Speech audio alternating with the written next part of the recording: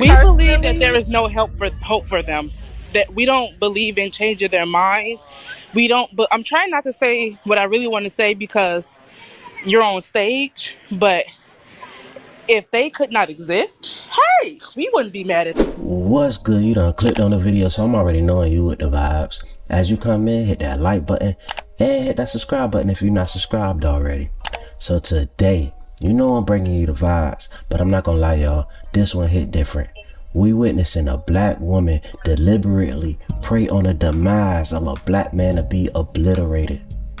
To a white man at that. Let's get into it. Perception, because like the goal of this conversation should be to like progress, right? Unless you're ladies that you don't want to fucking deal with men at all, then we should talk about We don't that. want to deal with black men at all. I love all men and not black men. Just not black men. Well, is there any women here who don't want to deal with men, period, or is it just black men, or is it a mixture? It's just black men, and we actually want non-black men's help in these corrections that you speak of. So what are the corrections that you're looking for specifically? Force, because that's the only thing that's gonna work. But I mean, what are you looking for black men to arrive at? A place of understanding of like, what do you want to see? Well, we believe that there is no hope for them. That we don't believe in changing their minds. We don't. But I'm trying not to say what I really want to say because you're on stage. But if they could not exist, hey, we wouldn't be mad at them. I would love to know where is this animosity deriving from. In favor, do you not recognize that the black man is your father, your uncle, your brother, your cousins, your grandfather at that? So to see the black man obliterated, do you not understand that you wouldn't even be here if that was the case? I think for me, I want the coddling culture to kind of stop. I think they get validated a little bit too much and they're not held accountable as much as white men, Hispanic men, Asian men. Like, the legal system works in their benefit a little bit more than they think it does. What? Can I run down some facts real fast? 1. Black men receive longer sentences for the same crimes. 2. Bail decisions are more punitive towards black men, receiving higher bail amounts, often 35 to 50% higher. 3. Police are more likely to stop, search, and arrest black men. Black drivers are 20% more likely to be stopped. 4. Felony records strip black men from their rights and opportunities, making it harder for them to get jobs and housing. 5. Police violence and use of force disproportionately target black men. Black men are 3 times more likely to be killed by the police. Must I continue? They're seen as the ultimate, most oppressed, and I think that coddling culture needs to stop and they need to be held accountable for their actions. Because we live in white male patriarchy, white men set what's socially acceptable. So with you all setting what's socially acceptable, the degenerate behavior of black male culture needs to be checked, and there needs to be more, because we're no longer looking for accountability from them because they've proven that they will not take accountability. We need the men who set the culture to make them take accountability by exacting some sort of consequence for perpetrating behaviors that are not socially acceptable, because you all create the socially acceptable behavior. First off, let me be one of the first, and I'm sure nowhere near the least, to mention as a black man how much I love the black woman. The misogyny runs nowhere near as deep as the misandry that was just put on display.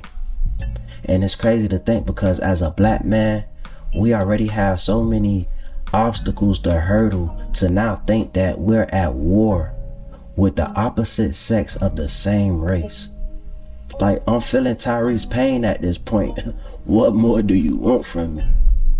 I was wondering why no one thought to say and voice their opinion that when I look at these white men, they are the epitome of masculine, and watching some of these police officers manhandle these black men in the street is very attractive, and it's a turn on, and I'm wondering, does anybody else feel like that? Hold on. Yes, Lord.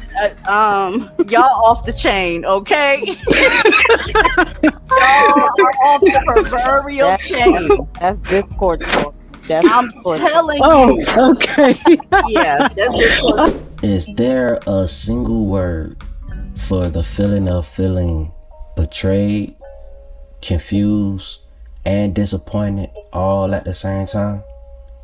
And I know not all black women hold this ideology, but the thought of knowing that this seed has been planted and is starting to sprout is not a good feeling to bear. Black women shouldn't have to feel obligated to smile to black men. We're holding a lot of trauma. We're holding a lot of problems, mental health issues. Hold on. How old are you? 24. I'm gonna say this one more time. I need you to pay attention. I need all black women to pay attention. The world does not owe you understanding. If you have all this trauma, go seek professional help, because the rest of us do not have to suffer you. How do black women tend to deal with their mental health issues? With a licensed clinician or with Jesus? That is what's pushed to us since from the age of we are little. No, ma'am. I asked who? I'm not going to play the lily pad game. Did it go to a clinician or did it go to the church? The church most often. All right. Most of these women are educated and they've heard about therapy. They make the choice not to go. I'm not saying we should have a special victim status, but our circumstance is different. We are women. Is your you're 24 years old. Is your circumstance harder or easier than your grandmother and your great-grandmother? Exponentially easier. We have access to information we didn't have. Exponentially easier, but you're handling it worse. Your grandmother, your great-grandmother actually could work with a black man with more trauma. They understood that the black woman and the black man are on the same side. Now that we are all free and independent and we could do whatever we want to, why would we seek to, be one with the black man? We even think that being... Thank you. Clip it, slice it, put it on World Star. She said it, not me. Now that you're independent, you don't need to be with... There you go. There you go. And there you go, black man. There it is. She's finally got one to say it. Build businesses with us. Your grandmothers and your great-grandmothers had more trauma and more stress and did it better. This 24-year-old woman just said it. They don't feel any guilt about it. Thank you. So don't ask black men to care about your traumas. You can't even smile at us. That's why they don't like me. Because I won't allow you to dance around. I'm going to stay on the topic and get you to tell the truth. So I be thinking to myself, I be trying to figure out what's the root cause of where is this type of ideology stemming from? And of course you can trace it back to slavery, dealing with Jim Crow.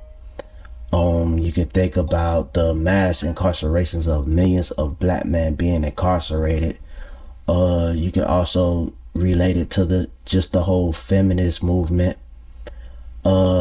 Even social media, the way media is conditioning the demise of the black man, you can relate it to that as well. But as of recently, this is a new one that stumbled upon me: the power and freedom. So the black woman knowing that she can hold more power than a black man, as well as being free from a black man, this is uncharted territory for the black woman that I'm sure a majority of them would not mind exploring. Black women are the only race of women who literally will sit and talk about black men. You don't hear the Chinese women talking about Chinese men and the shit they do wrong. You don't hear Hispanic women talking about Hispanic men. You don't hear Arab women talking about Arab men. And you definitely really ever see white women talking about white men. All these other races of women will literally do anything they can to protect their race of men, except for black women. And I just don't fucking understand why. Black women grew up hating their black fathers, and that's the fucking reason why they hate black men.